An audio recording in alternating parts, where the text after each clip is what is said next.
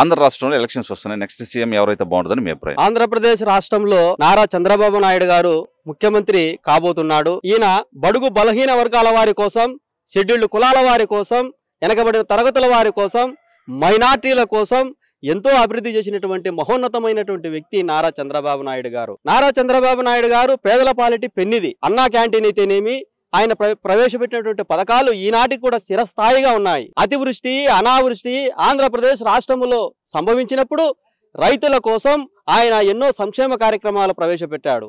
అదేవిధంగా దేశం కోసం ఆయన ఎంతో శ్రమ పడుతున్నాడు. టెక్నాలజీని డెవలప్ చేశాడు.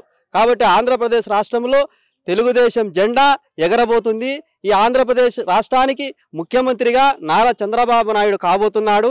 అదేవిధంగా మైదుకూరు నియోజకవర్గంలో పుట్టా సుధాకర్ యాదవ్ అత్యధిక మెజార్టీతో అఖండ విజయం సాధించబోతున్నాడని మీ అందరికీ నేను తెలియజేస్తున్నాను. Thank you.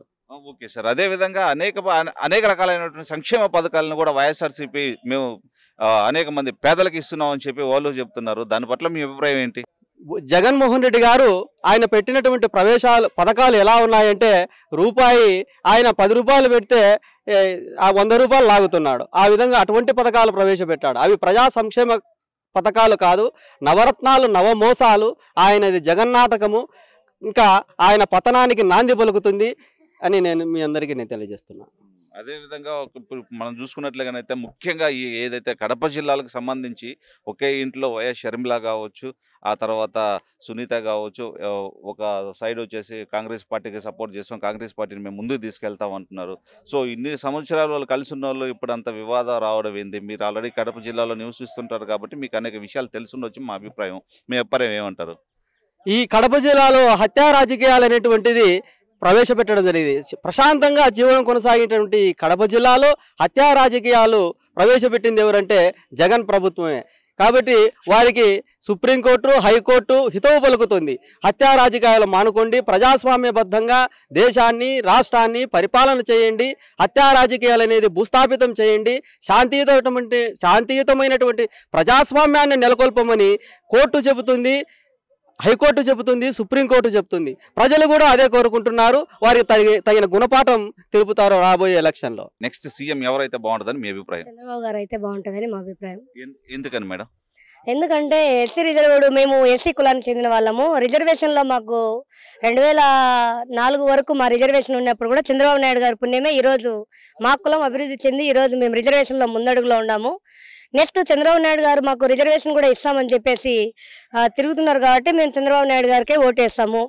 పైగా అతను అనుభవజ్ఞుడు, ఎలక్షన్లలో అనుభవం ఉన్న వ్యక్తి కాబట్టి అనుభవపూర్వకంగా ఏదైనా తెలిసిన వాళ్ళకైతే కొంచెం అనుభవం ఉంటుంది. కొత్తగా వచ్చినటువంటి జగన్మోహన్ రెడ్డి 5 ఏళ్ల పాలన ఒక్కసారి ఓటు ఛాన్స్ ఇవ్వండి అని ఇచ్చినప్పుడు సరిపోయింది. ఇంకా ఆయన ఛాన్స్ ఒకటే కదా అడిగింది, రెండో ఛాన్స్ ఇవ్వకూడదని మేము అనుకుంటున్నాము. అడిగిన ఛాన్స్ ఒకటి కాబట్టి. ఎందుకు రెండోసారి ఛాన్స్ ఇవ్వకూడదని? ఎక్కడైనా కూడా అడిగిన కాడికే ఇవ్వాలి సార్, ఎగస్ట్రా తినకూడదు. కడుపు నిండిన కాడికి అన్నం తినాలి కదా. జగన్మోహన్ రెడ్డి గారు కూడా ఒక్క ఛాన్స్ అడిగారు, రెండో ఛాన్స్ మేము ఇవ్వదలుచుకోలేదు.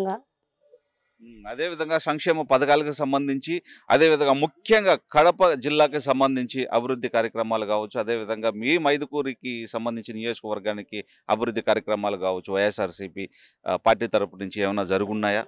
లేదు సార్, మాకు ఎస్సీ రిజర్వేషన్లు, మాకు ఎస్సీ కార్పొరేషన్ నిధులు ఉన్నాయి sir. SC ST BC corporation నిధులు చంద్రబాబు నాయుడు గారు ఉన్నప్పుడు కొంచెమైనా లబ్ధి పొందుకొని అక్కడక్కడ జనాలైనా 2 లక్షల రూపాయలు పండు తీసుకొని దాంతో ఏదో ఒక వ్యాపారము, లేకపోతే వాళ్ళు ఏదైనా చిన్న అంగళ్ళు పెట్టుకొని బతికే వాళ్ళు.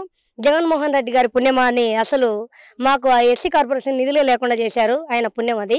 మేము ఈరోజు రోడ్డును పడేటువంటి పరిస్థితిలో ఎస్సీ ఎస్టీ బీసీలు రోడ్డును పడేటువంటి పరిస్థితికి తీసుకొచ్చిన గొప్ప ప్రభుత్వం జగన్మోహన్ రెడ్డి గారి ప్రభుత్వం.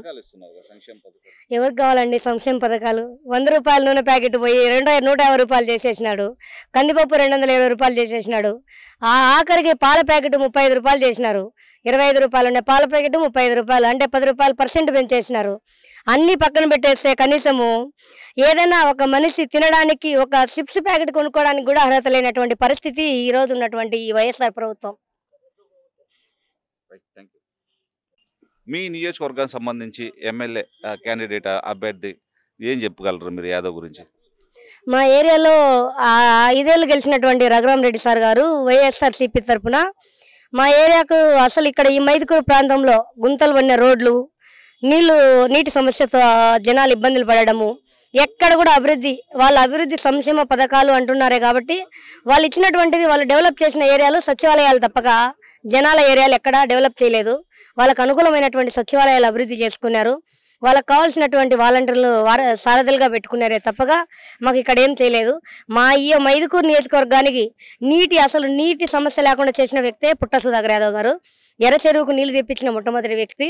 మా పల్లెల ప్రాంతాల్లో కూడా వెనకబడిన కులాలకు కూడా నీటిని ఇచ్చేసి మాకు ఎక్కడ నీటి సమస్య లేకోకుండా ట్యాంకర్ల ద్వారా అయితేమి, లేకుంటే బోర్ల ద్వారా అయితేమి, కుళాయిల ద్వారా అయితేమి నీటి సమస్యను తీర్చినటువంటి మొట్టమొదటి వ్యక్తి సుధాకర్ యాదవ్ గారు. కాబట్టి మేము ఏ సమస్య ఉన్నా కూడా మనిషి భరించవచ్చు కదా, నీళ్ళు లేకుంటే బతకలేరు కాబట్టి సుధాకర్ యాదవ్ అన్నకే ఓటేస్తాం.